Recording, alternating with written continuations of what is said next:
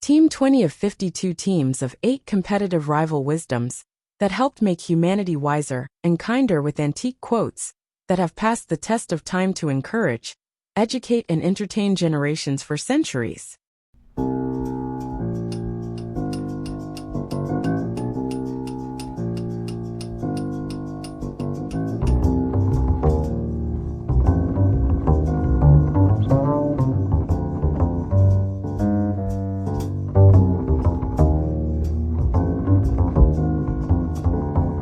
Team quote 20.1.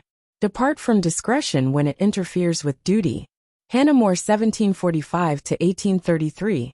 This powerful statement from Hannah More, a prominent moral writer and philanthropist, sets up a clear hierarchy between social niceties and moral obligations. Coming from someone who challenged social conventions to pursue educational and social reforms, these words carried the weight of lived experience. What makes this observation particularly striking is how it addresses the tension between social propriety, discretion, and moral imperative, duty.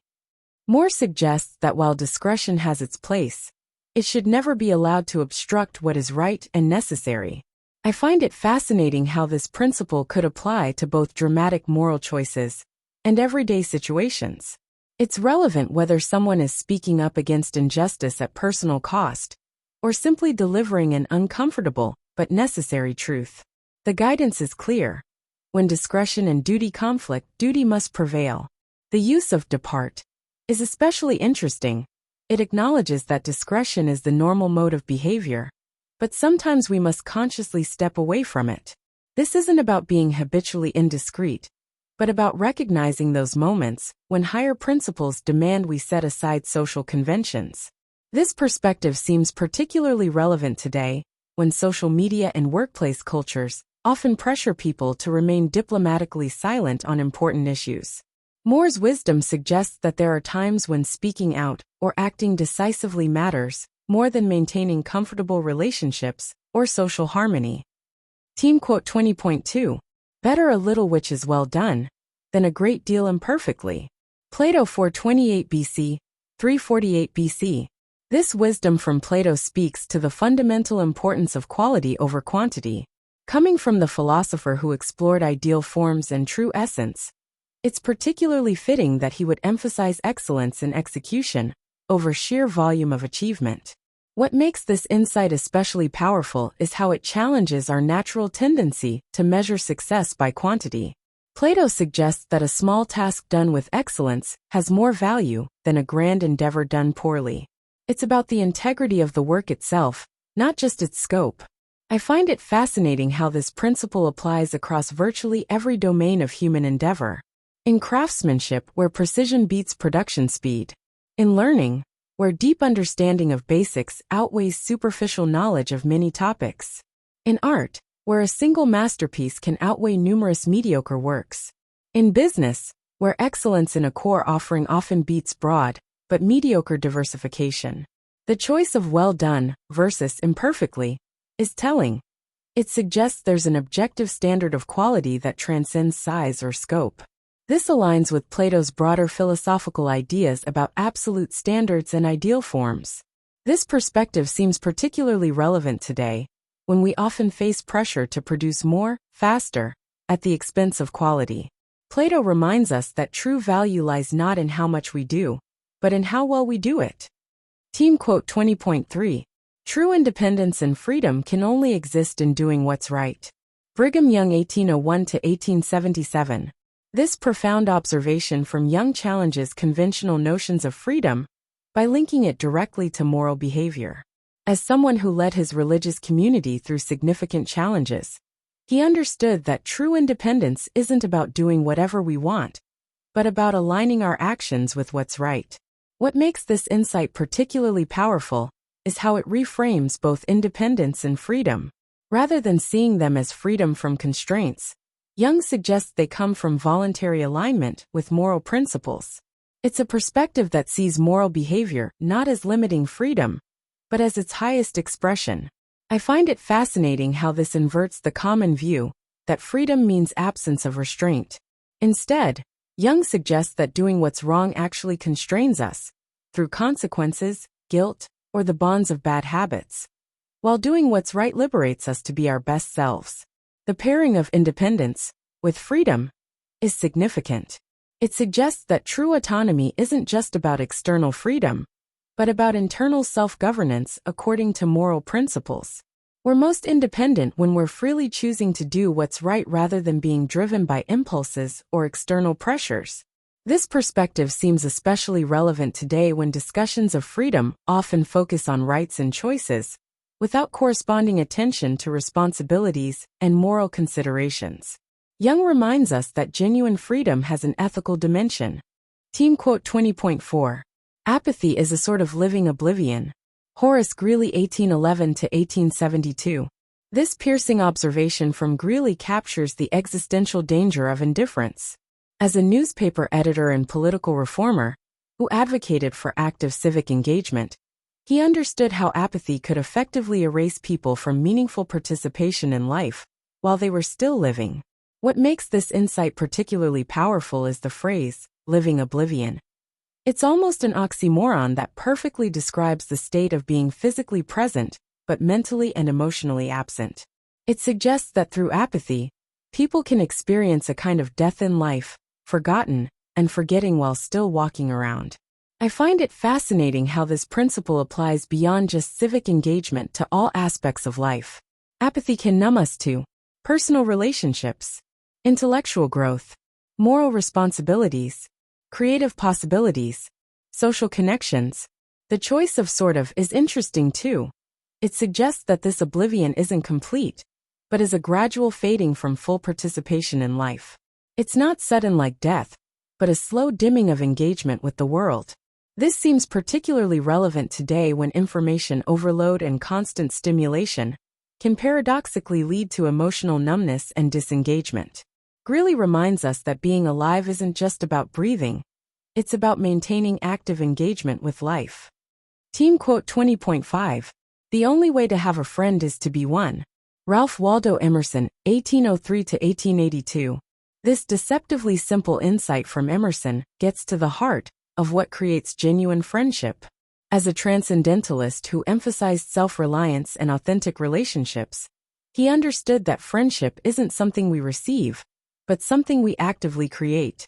What makes this observation particularly powerful is how it shifts the focus from having to being. Instead of treating friendship as something to acquire, Emerson suggests it's something we must embody. It's not about finding the right friends, but about becoming the right kind of person. I find it fascinating how this principle challenges our tendency to evaluate friendships in terms of what we get from them. The emphasis on being a friend suggests active participation rather than passive reception, character development as the foundation of relationship, friendship as a way of living rather than a status to achieve, the reciprocal nature of genuine connection. The word only is especially significant. Emerson is suggesting there are no shortcuts or alternatives. We can't have true friendship without embodying its qualities ourselves. This wisdom seems particularly relevant today, when social media can create the illusion of connection without the substance of genuine friendship. Emerson reminds us that real friendship requires us to develop and demonstrate the qualities we seek in others. Team quote 20.6. Prosperity is full of friends. Euripides 480 BC, 406 BC. This concise observation from Euripides carries a sharp edge of irony about human nature. As a tragedian who often explored the darker aspects of human behavior, he understood how fortune tends to attract fair-weather friends. What makes this insight particularly biting is its unstated corollary, that adversity reveals who our true friends are. The brevity of the statement allows its implicit criticism to hit harder. When times are good, friends seem to multiply, but this abundance may be more about opportunity than loyalty. I find it fascinating how this ancient observation remains so relevant today. It speaks to timeless aspects of human behavior. How success attracts people seeking advantage, the difference between genuine friendship and opportunistic association, the way prosperity can mask the true nature of relationships, how wealth can make it harder to distinguish true friends from false ones. The choice of full of is especially telling. It suggests an almost suffocating abundance, hinting that quantity of friends doesn't necessarily equal quality. This perspective seems particularly applicable in our era of social media and professional networking, where connections often multiply with success. Euripides reminds us to be discerning about which relationships are genuine and which are merely attracted to prosperity. Team quote 20.7. Jesters do often prove prophets. Joseph Addison 1672–1719. This perceptive observation from Addison captures a fascinating truth about how wisdom and foresight often come wrapped in humor. As an essayist who used wit to deliver social commentary, he understood how jesters could speak truths that others couldn't or wouldn't. What makes this insight particularly interesting is how it recognizes the power of humor to reveal deeper truths. The jester, operating under the guise of entertainment, often had the unique freedom to point out uncomfortable realities or coming changes that others might be hesitant to acknowledge. I find it fascinating how this principle has manifested throughout history. Court jesters could criticize kings when no one else dared. Comedians often identify social trends before serious commentators. Satire frequently anticipates future developments. Humor can make palatable what would be rejected if stated directly. The use of prove is especially significant. It suggests that time often validates what was initially dismissed as mere jest. The fool's seemingly ridiculous observations turn out to be prescient. This seems particularly relevant today when comedians and satirists often serve as important social critics and predictors of cultural change. Just as the medieval jester could speak truth to power through jokes, modern humor often carries serious insights about where society is heading. Team quote 20.8. A person's worth is no greater than their ambitions. Marcus Aurelius 121 AD, 180 AD. This thought-provoking statement from Marcus Aurelius reveals an interesting perspective from a Roman emperor, who was also a Stoic philosopher.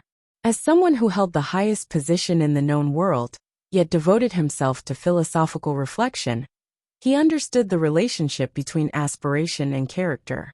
What makes this observation particularly powerful is how it ties personal worth not to achievements or status, but to the scope of one's aspirations. It suggests that we are defined not by what we accomplish, but by what we strive for. The height of our aims shapes the stature of our character. I find it fascinating how this principle works on multiple levels. It challenges us to examine the quality of our ambitions. It suggests that limiting our aspirations limits our growth. It implies that noble ambitions elevate us even if we fall short. It connects personal development to the scope of our goals. The choice of no greater than is especially telling. It suggests that while our worth might be less than our ambitions, it cannot exceed them. Our aspirations set the ceiling for our potential. This perspective seems particularly relevant today, when we often struggle to balance material ambitions with more meaningful life goals. Aurelius reminds us that the nature of our ambitions, what we choose to strive for, ultimately defines us. And if you'd like to help raise school test scores and self-confidence, you can give your kids free Easy Extra Advantage math, spelling and reading workbooks you can download for free at stop2think.com or buy at educationstopshate.com. Free Easy Math Wisdom workbooks with octa repetition to grow math self-confidence. You'll get plenty of repetitive practice of age ranges and averages of our 52 teams of 8 quote authors. Free Easy Alpha cipher-coded puzzles teach letters, numbers, and phrases using antique wisdoms that encourage and educate. Can you decode this cipher quote of encouragement using either our learning to spell or just for fun instructions? And since time is money, practice reading faster with 52 teams of antique rival wisdoms that have passed the test of time to encourage, educate, and entertain generations for centuries. We offer printed versions and timed videos with background music. Sign up for free weekly emails of 52 teams of antique rival wisdom workbooks with easy math, spelling, and reading practice. And if you'd like to get paid for sharing our wearable wisdoms, keep this in mind. Everyone I know wears a shirt, and most of us change them daily, so change your shirt and change the world. Social equalities are blatantly subliminal antique positive wisdoms repetitively shared without saying a word. This applies to all our wearable shareable wisdoms, like pretty witty baby onesies and baby teas that you and others will see and read multiple times a day. The same is true with pretty witty kids, but they'll also share these wisdoms with anyone that can read at daycare or school. Youthful truths let your kids gain confidence, sharing antique wisdoms with their friends. Imagine them sharing words of wisdom with classmates and teachers. Therefore I think teas I wear is a super easy way to share words of wisdom that have passed the test of time. Our social equalities help make us all wiser and kinder with blatantly subliminal messages, promoting a more fair and equal opportunity society for all. And don't forget our giftwisdoms.com for birthdays and holidays that makes it easy to share the wisdom with clothing, coffee mugs and magnets. So do the future a favor by encouraging, educating and entertaining with words of wisdom that have passed the test of time to make us all wiser and kinder. With wearable wisdoms to fit babies, kids and adults, you can clothe a whole family, city or state. Join the 52 of 8 today at 52of8.com.